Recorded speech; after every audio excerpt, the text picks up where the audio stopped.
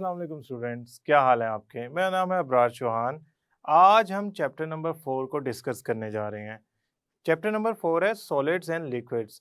इसके अंदर सबसे पहला जो लेक्चर है जो अब मैं आपको समझाने जा रहा हूँ, इसमें जनरल इंट्रोडक्शन है इंटरमॉलिक्यूलर फोर्सेस और इंट्रामॉलिक्यूलर फोर्सेस के बारे में, इनकी स्ट्रेंथ के बारे में। चलते हैं हम अपने लेक्चर की तरफ और देखते हैं इनका मतलब क्या है। स्टूडेंट्स, आज हम चैप्टर नंबर 4 को स्टार्ट करने जा रहे हैं। Chapter number 4 actually liquids and solids की डिफरेंट डिटेल्स को डिस्कस करता है। इससे पहले हमने चैप्टर में पढ़ा था जो कि गैसेस का एक चैप्टर था कि गैसेस की क्या प्रॉपर्टीज होती हैं, उस पे कौन से लॉज अप्लाई होते हैं और जो डिफरेंट हमारे पास लॉज हैं उनकी एप्लीकेशन क्या है। इसके अलावा गैसेस डिफ्यूज करती हैं, फ्यूज करती हैं।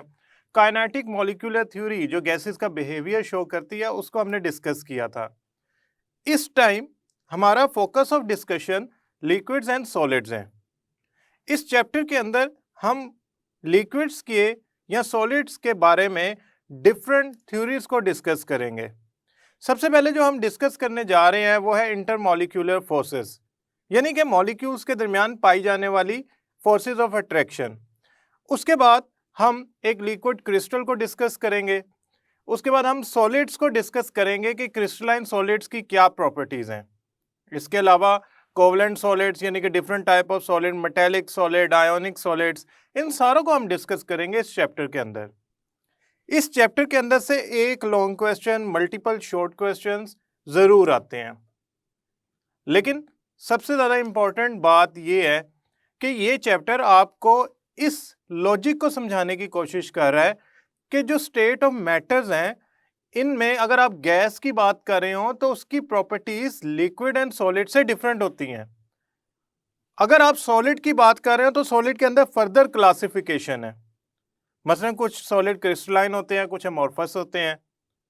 अगर मैं बॉन्ड के लिहाज से बात करूं तो कुछ कोवलेंट सॉलिड होते हैं, कुछ आयनिक सॉलिड्स होते हैं। इसी तरह कुछ लिक्विड्स जो होते हैं वो अपने अंदर मौजूद फोर्सेस ऑफ अट्रैक्शन की वजह से अपना मेल्टिंग और बॉइलिंग पॉइंट बहुत ज़्यादा शो करते हैं।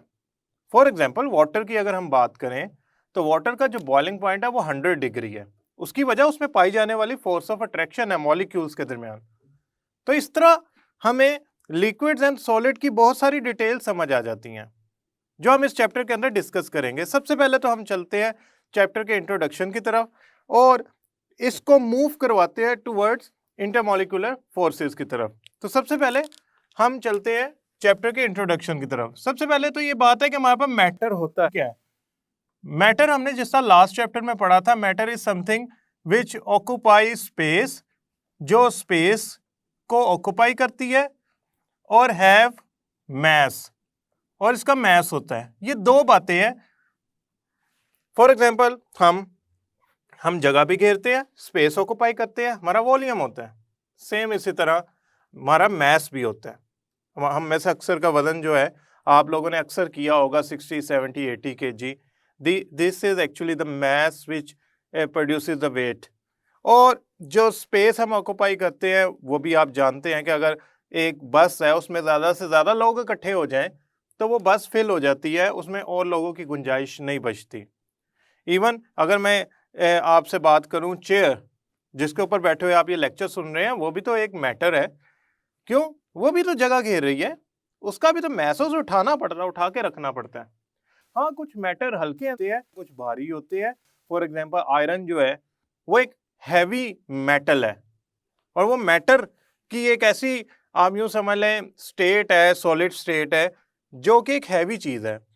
अगर मैं एक आयरन का बॉल लूं और एक मैं बैलून लूं जिसके अंदर एयर फील्ड है, तो एयर का तो मैस ही आपको लगेगा है ही नहीं उस आयरन के मुकाबले में।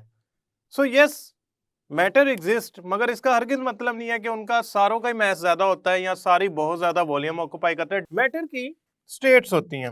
वो कौन कौन सी स्टेट्स होती हैं हमारे पास? मैटर की जो स्टेट्स अवेलेबल हैं जिसको हम डिस्कस करने जा रहे हैं वो हैं गैस, लिक्विड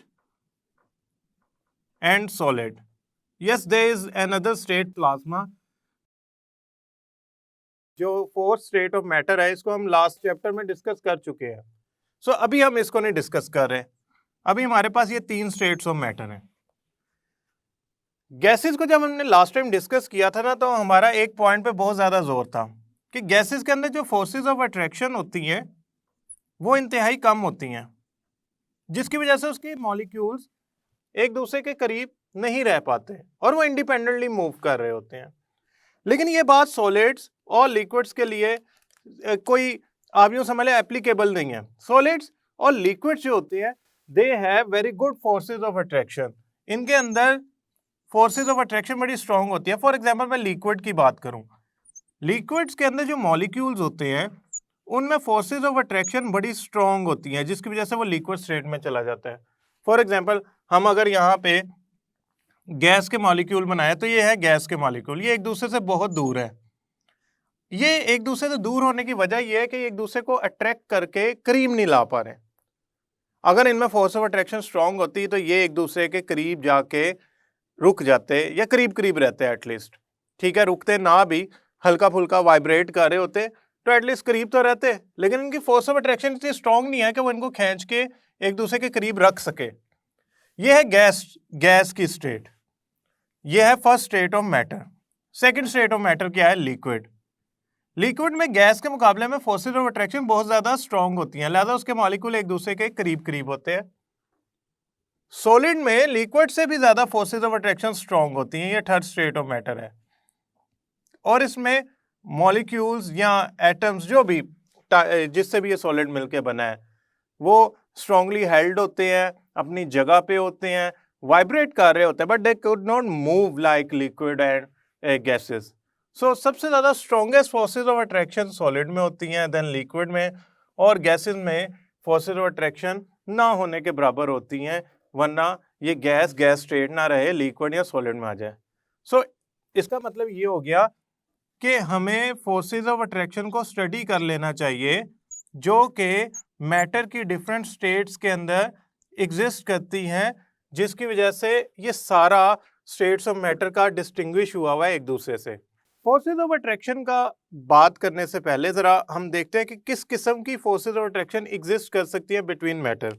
हमारे पास दो किस्म की फोर्सेस ऑफ अट्रैक्शन है जो मैटर के दरमियान एग्जिस्ट कर सकती हैं। The first one is intra molecular forces. Intra का मतलब होता है किसी चीज के अंदर, और मॉलिक्यूल तो मॉलिक्यूल के अंदर जो फोर्सेस ऑफ अट्रैक्शन पाई जाती हैं उनको कहते हैं इंट्रा मॉलिक्यूलर फोर्सेस। इधर मेरा मतलब असल में ये है कि यहां मैं बात कर रहा हूं बॉन्ड्स की, for example covalent bond, metallic bond, etcetera etcetera. मैं इन फोर्सेस ऑफ अट्रैक्शन की बात कर रहा हूं, ये कहलाती है intra molecular forces, the forces of attraction which exist in the molecule. These forces of attraction are permanent. These forces of attraction are very strong. पहली बात हमने क्या की कि ये परमानेंट होती हैं, स्ट्रॉन्ग होती हैं। दूसरी बात, ये डिपेंड करता है कि कौन से एटम आपस में मिलके ये फोर्सेस ऑफ अट्रैक्शन बना रहे हैं। मसलन अगर मेटल नॉन मेटल से मिलता है तो आयनिक बॉन्ड बनता है, तो उसकी फोर्स ऑफ अट्रैक्शन डिफरेंट होगी जब नॉन मेटल से मिलके बॉन्ड बनाएगा। मेरा कहने का ये मतलब है, इट डिपेंड्स अपॉन के ये बॉन्ड बना कौन रहा है। ये जो atoms of different elements bond बना रहे हैं, उस पर इंट्रामॉलिक्यूलर फोर्सेस डिपेंड करती हैं। ये वन ऑफ दो स्ट्रॉन्गेस्ट फोर्सेस ऑफ अट्रैक्शन है जिनको तोड़ने के लिए बहुत ज्यादा एनर्जी रिक्वायर्ड होती है। फॉर एग्जाम्पल, मैं अगर हाइड्रोजन क्लोराइड यानी कि HCl हाइड्रोक्लोरिक एसिड की बात करूं, तो हाइड्रोजन है नॉन मेटल, क्लोरीन भी है नॉन मेटल। तो जब दो नॉन मेटल आपस में इलेक्ट्रॉन शेयर करना चाहती हैं तो वो जो बॉन्ड बनाएंगी वो बनेगा कोवलेंट बॉन्ड। और अगर मैं Cl के साथ Na जोड़ दूं तो अब इनमें कोवलेंट बॉन्ड नहीं बनेगा। उसकी वजह ये है कि सोडियम है मेटल, क्लोरीन है नॉन मेटल, और जब मेटल एंड नॉन मेटल आपस में बॉन्ड बनाते हैं तो they form the ionic bond. लिहाजा ये बॉन्ड डिफरेंट है, ये बॉन्ड डिफरेंट है। इसके अंदर जो फोर्स ऑफ अट्रैक्शन होगी सोडियम और क्लोराइड आयन, सोडियम आयन और क्लोराइड आयन के दरमियान, वो स्ट्रांग होगी। हाइड्रोक्लोरिक एसिड में जो हाइड्रोजन और क्लोरीन के दरमियान फोर्स ऑफ अट्रैक्शन है, जो परमानेंट बॉन्ड बना हुआ है, वो है कोवलेंट बॉन्ड। वो डिफरेंट है क्योंकि ये डिफरेंट एटम्स, ये डिफरेंट एटम्स हैं, सो डिपेंड्स अपॉन के कौन बॉन्ड बना रहा है। समहाउ ये वो बॉन्ड्स हैं जो डिपेंड करते हैं कि कौन फोर्स ऑफ अट्रैक्शन बना रहा है। मैं आपको एग्जांपल के तौर पे बताता हूँ। HCl के दरमियान फोर्सेज ऑफ अट्रैक्शन को तोड़ने, HCl के बॉन्ड को तोड़ने के लिए 430 किलो जाउल पर मोल एनर्जी देनी पड़ती है। अब 430 किलो जाउल एक मोल HCl के मॉलिक्यूल के अंदर मौजूद H और Cl का बॉन्ड जो तोड़ना है, उसके लिए एनर्जी देनी पड़ेगी। That's too much. ये इतना आसान नहीं है कि आपने HCl को हीट किया और HCl में बॉन्ड टूट गए। ये बड़ी अच्छी अमाउंट ऑफ एनर्जी है, ये इतनी आसानी से नहीं ब्रेक डाउन होगी। आप याद रखिएगा जो इंट्रा मॉलिक्यूलर फोर्सेस हैं ये स्ट्रॉन्गर होती हैं। अब आते हैं हम दूसरी टाइप ऑफ फोर्स की तरफ, जो कि है इंटरमॉलिक्यूलर फोर्स। इंटरमॉलिक्यूलर फोर्स, ये मॉलिक्यूल्स के दरमियान पाई जाती हैं। मसलन अगर मैं बात करूं, मैंने एक दोस्त का हाथ पकड़ लिया, तो मैं, आप समझे, एक मॉलिक्यूल हूं, मेरा दोस्त दूसरा मॉलिक्यूल है, तो हम दोनों के दरमियान जो फोर्स ऑफ अट्रैक्शन पाई जाएगी वो होगी इंटरमॉलिक्यूलर फोर्स, यानी कि मॉलिक्यूल्स के दरमियान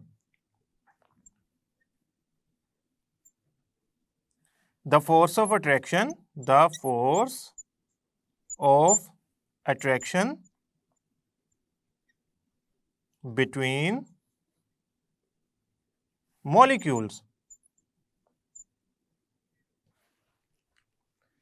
अब इसकी एग्जांपल क्या हो सकती है? देखें, ये HCl का एक मॉलिक्यूल है, ये वाला, इसको मैं दोबारा ड्रॉ करता हूं, HCl।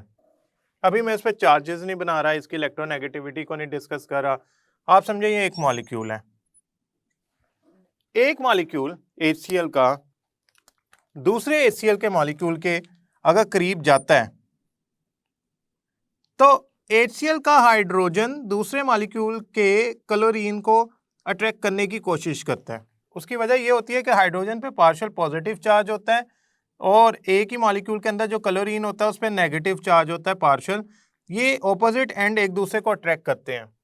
हम इसको डिस्कस करेंगे dipole dipole forces of attraction के अंदर कि कैसे ये डेवलप हुआ है चार्ज, इसके पीछे इलेक्ट्रोनेगेटिविटी जो रीजन है वो कैसे चार्ज डेवलप करती है और ये फोर्सेस ऑफ अट्रैक्शन कैसे डेवलप होती हैं। अभी हमारा सिर्फ मकसद ये है कि ये एक मॉलिक्यूल है, ये दूसरा मॉलिक्यूल है, इन मॉलिक्यूल के दरमियान जो फोर्स ऑफ अट्रैक्शन है, हम उस फोर्स ऑफ अट्रैक्शन को, यानी कि इसको कहेंगे ये है इंटरमॉलिक्यूलर फोर्स। अब इंटरमॉलिक्यूलर फोर्स की बात करते हैं ना, तो हम इसको समटाइम, या आप यूं समझ लें, बुक इसको लिख देती है van der Waals forces of attraction, forces of attraction. ये तमाम मॉलिक्यूल्स के दरमियान पाई जाती है। वो पोलर हैं, नॉन पोलर हैं, छोटे हैं, बड़े हैं, उनमें चार्जेस वाले डाइपोल या कोने हैं या नहीं है, इससे कोई फर्क नहीं पड़ता। This kind of forces, yes, ये एक क्वेश्चन आपका जेन्युइन हो सकता है कि अगर ये फोर्सेस हर किस्म के मॉलिक्यूल्स में पाई जा सकती हैं, तो क्या उनकी स्ट्रेंथ भी हर किस्म के मॉलिक्यूल में एक जैसी होगी या इनकी स्ट्रेंथ किसी चीज पर डिपेंड कर रही होगी? असल में ना, जो इंटरमॉलिक्यूलर फोर्सेस होती है ना, they are very weak forces as compare to intramolecular forces. मसलन HCl के एक मॉलिक्यूल की दूसरे मॉलिक्यूल से अगर आप फोर्स ऑफ अट्रैक्शन तोड़ना चाहते हैं, तो आपको 17 किलो जूल पर मोल एनर्जी देनी पड़ेगी। यानी कि अगर आप एक मोल HCl के मॉलिक्यूल्स के दरमियान फोर्स ऑफ अट्रैक्शन तोड़ना चाहते हैं, तो आपको कितनी देनी पड़ेगी? 17 किलो जूल पर मोल। और अगर आप HCl के अंदर मौजूद बॉन्ड तोड़ना चाहते हैं, तो आपको 430 किलो जूल एनर्जी देनी पड़ेगी। ये बहुत कमजोर फोर्स ऑफ अट्रैक्शन है, ये बहुत कमजोर फोर्स ऑफ अट्रैक्शन होती है intermolecular force. The primary reason, पहली वजह, प्राइम वजह इसकी फोर्स ऑफ अट्रैक्शन के कम होने की है कि मॉलिक्यूल्स के दरमियान डिस्टेंस ज्यादा होता है। ये जो एटम्स जुड़े होते हैं ना, दे आर क्लोजली आप यूं समझ लो available to each other, vicinity में होते हैं एक दूसरे की। मसलन आप अगर यहाँ पे लिखना चाहें कि ये स्ट्रॉन्ग क्यों होता है, एक तो वजह इनके स्ट्रॉन्ग होने की ये है, they are in the vicinity और they are close to each other. ठीक है, इसके स्ट्रॉन्ग होने की वजह क्लोज टू ईच अदर है। इसके कमजोर होने की वजह क्या है, the molecules are not close to each other. Molecule एक दूसरे के करीब नहीं होते, क्योंकि एक मॉलिक्यूल जो होता है वो जब दूसरे मॉलिक्यूल से फोर्स ऑफ अट्रैक्शन डेवलप करता है तो उसमें पॉसिबिलिटी यही होती है कि वो एक दूसरे के करीब नहीं है, लिहाजा अगर वो फोर्स ऑफ अट्रैक्शन डेवलप कर भी लेंगे तो इतनी स्ट्रांग नहीं होगी। मैंने अब जब अपने दोस्त का हाथ पकड़ा हुआ था तो उसके साथ जो मेरी फोर्स ऑफ अट्रैक्शन थी वो बड़ी स्ट्रांग थी। जितना मैं उससे दूर होता जाऊंगा उतना वो मेरे से फासला बढ़ता जाएगा, उसका उतनी उसके मेरे में दूरी ज्यादा आती जाएगी और हमारी जो फोर्स ऑफ अट्रैक्शन है, दोस्ती है, वो कम होती जाएगी। तो मॉलिक्यूल्स में भी यही होता है। अगर आप मॉलिक्यूल समझते हैं कि लिक्विड फॉर्म में है, वो थोड़े करीब होते हैं, उनमें इंटरमॉलिक्यूलर फोर्सेस स्ट्रांग होती हैं, बेहतर होती हैं। लेकिन अगर आप यही बात अप्लाई करना चाह रहे हैं गैसेस में, वो गैस का एक मॉलिक्यूल तो अगर इस कोने पे है तो दूसरा तो यहाँ पे होगा, बल्कि इससे भी आगे होगा। अगर मैं मॉलिक्यूल का size as a size of football में एज्यूम करूं तो इनमें 300 गुना का फासला होता है। तो आप समझ लें अगर एक फुटबॉल यहाँ पे है तो उसका 300 गुना कितनी दूर बनेगा, इतना फासला होगा उनका आपस में। तो क्या उन्होंने फोर्स ऑफ अट्रैक्शन आपस में मेंटेन किए रखनी है। थर्मल एनर्जी भी वजह हो सकती है, उनमें एनर्जी मौजूद है, वो मूव कर रहे हैं, so they could not hold each other. Somehow intermolecular forces आपस में फासला ज्यादा होने की वजह से इतनी स्ट्रांग नहीं होती, मॉलिक्यूल्स के दरमियान फासला ज्यादा होने की वजह से। लेकिन जो बॉन्ड बना होता है ना, वो तो एटम्स बड़े करीब होते हैं, एक दूसरे की विसिनिटी में होते हैं, एक दूसरे का वैलेंस शेल ओवरलैप करना होता है, वो किया होता है। यहाँ अगर उन्होंने इलेक्ट्रॉन गेन या लूज करना है तो वो किया होता है। यहाँ मेरा मतलब हरगिज ये नहीं है कि वैलेंस इलेक्ट्रॉन्स या नंबर ऑफ इलेक्ट्रॉन ज्यादा हो या कम हो, यानी कि किसी एटम का साइज बड़ा हो यानी कि उसमें इलेक्ट्रॉन्स की तादाद ज्यादा हो, यानी कि एटॉमिक नंबर ज्यादा हो। मेरा यहाँ मतलब ये है कि वैलेंस इलेक्ट्रॉन्स की तादाद 6 है, उसने 2 इलेक्ट्रॉन गेन करने हैं, 8 पूरे करने हैं। ऑक्सीजन की बात कर रहा हूँ, ऑक्सीजन के वैलेंस शेल में मतलब यहाँ पे मैं लिखता हूँ ऑक्सीजन, उसका एटॉमिक नंबर होता है 8, उसके इनर शेल में होते हैं 2, वैलेंस शेल में होते हैं 6 इलेक्ट्रॉन। इलेक्ट्रॉनिक कॉन्फ़िगरेशन क्या होती है, 1s2 2s2 2p4। अब इसके वैलेंस शेल में है 6 इलेक्ट्रॉन, इसको 2 इलेक्ट्रॉन चाहिए तो उसके 8 हो जाएंगे, यानी कि कौन सा रूल पूरा हो जाएगा, ऑक्टेट रूल पूरा हो जाएगा। तो ये क्या हो जाएगा, ये स्टेबल हो जाएगा। लिहाजा इसकी कोशिश होगी ये 2 इलेक्ट्रॉन किसी तरह भी मैं हासिल कर लूं, चाहे तो मैं शेयर करके हासिल कर लूं, चाहे तो मैं गेन करके हासिल कर लूं, मैंने ये 2 इलेक्ट्रॉन इस्तेमाल खींचने हैं, पूरे करने हैं। अगर तो वो फॉर एग्जांपल शेयर करता है तो वो कोवेलेंट बॉन्ड बनाएगा। तो इसका मतलब मैं जब बॉन्ड का लफ्ज बोला तो वैलेंस शेल में इलेक्ट्रॉन की तादाद जिस चीज को तंग कर रही है, जिस चीज पे इफेक्ट कर रही है, वो है intramolecular force. Intermolecular force bond बन गया, HCl बन गया, वाटर बन गया, ऑक्सीजन बन गई, कार्बन मॉलिक्यूल बन गया है। अब मॉलिक्यूल बनने के बाद जब एक दूसरे मॉलिक्यूल से फोर्स ऑफ अट्रैक्शन डेवलप करेगा तो उसको हम कहेंगे इंटरमॉलिक्यूलर फोर्स। उसमें मैंने कहीं नहीं जिक्र किया उसके वैलेंस शेल में 8 है तो ये इंटरमॉलिक्यूलर फोर्स ये वाली होगी, उसके वैलेंस शेल में 2 है तो ये वाली होगी। नो, एक मॉलिक्यूल के वैलेंस शेल में कितने इलेक्ट्रॉन्स हैं या अगर इलेक्ट्रॉन मौजूद हैं तो उनकी तादाद कम है ज्यादा, इससे कोई लेना देना नहीं है। उसका लेना देना हाँ इससे जरूर है कि ओवरऑल नंबर ऑफ इलेक्ट्रॉन कितने हैं। अगर एक एटम में 8 इलेक्ट्रॉन है और एक एटम में 2 इलेक्ट्रॉन है तो definitely they would have a different nature of forces of attraction. मसलन नोबल गैसेस में इंटरमॉलिक्यूलर फोर्सेस किसी और किस्म की होती हैं। अगर मैं बात करूं अमोनिया की, NH3 की, तो उसमें इंटरमॉलिक्यूलर फोर्सेस किसी और किस्म की होंगी। We are not interested in that, somehow it does not depend upon valence electron, but this force of attraction must depend upon number of valence electrons. Students यहाँ पे दो बातें आप सीख लें और मैं आपको ये बार बार समझाऊंगा कि इंट्रामॉलिक्यूलर फोर्सेस यानी कि bonds, covalent bond, metallic bond, इनकी नहीं बात कर रहा मैं। अभी हम जो बात कर रहे हैं वो इंटरमॉलिक्यूलर फोर्सेस की हैं। इंटरमॉलिक्यूलर फोर्सेस क्या होती हैं? The forces of attraction between molecules, मैं उनकी बात कर रहा हूँ। उन वैन डर वाल फोर्सेस ऑफ अट्रैक्शन की बात कर रहा हूँ। ये कमज़ोर फोर्सेस ऑफ अट्रैक्शन है, इनको तोड़ना आसान काम है। ये मॉलिक्यूल के दूर दूर रहने की वजह से या होने की वजह से, फासला ज़्यादा होने की वजह से मॉलिक्यूल्स में ये कमज़ोर होती हैं। दूसरी बात ये है कि इन फोर्सेस ऑफ अट्रैक्शन की कुछ टाइप्स हैं जो हम पढ़ने जा रहे हैं। इनमें कौन कौन सी टाइप है ज़रा मैं लिख देता हूँ, देन हम चलते हैं इसकी फर्स्ट टाइप की तरफ। The first, dipole dipole forces of attraction. ये फर्स्ट टाइप है इंटरमॉलिक्यूलर फोर्स की। दूसरी, ion dipole force of attraction. तीसरी, dipole induce dipole force of attraction. तीसरी, dipole induce dipole force of attraction. Fourth, London, Fritz London, that was a scientist जिसका नाम है London dispersion force.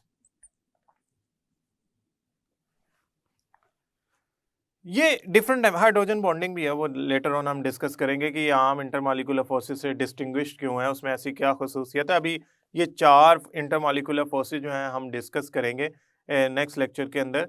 इस lecture के अंदर स्टूडेंट्स आपने जो 2 बातें याद रखनी है वो कौन सी हैं? पहली बात, मैटर की स्टेट्स इसलिए सॉलिड, लिक्विड, गैस में है क्योंकि उनमें फोर्सेस और अट्रैक्शन का फर्क है। फोर्सेस और अट्रैक्शन से यहाँ मैं मुराद ले रहा हूँ इंटरमॉलिक्यूलर फोर्सेस। इंटरमॉलिक्यूलर फोर्सेस जो होती हैं वो लिक्विड्स और सॉलिड्स में as compare to gas strong होती हैं। इंटरमॉलिक्यूलर फोर्सेस, इंट्रामॉलिक्यूलर फोर्सेस, दो डिफरेंट टर्म्स हैं। इंट्रामॉलिक्यूलर फोर्स का मतलब है मॉलिक्यूल के अंदर बॉन्ड्स, इंटरमॉलिक्यूलर फोर्सेस का मतलब मॉलिक्यूल के दरमियान। स्टूडेंट्स ये वैल्यूज, ये 2 वैल्यूज आप जरूरी नहीं इन्हीं का ही एग्जांपल दो, वाटर की एग्जांपल दे सकते हैं, आप अमोनिया की एग्जांपल दे सकते हैं। ये 2 डिफरेंशिएशन आपको आनी चाहिए। This is a short question, this would be a important short question के write down the difference between intermolecular force और इंट्रा। इंटर और इंट्रा में जो फर्क है वो डेफिनेशन का है, ये स्ट्रॉन्ग होती है इंट्रा, ये वीक होती है। इसमें डिस्टेंस चूंकि मॉलिक्यूल का ज्यादा होता है, that's why it is weaker.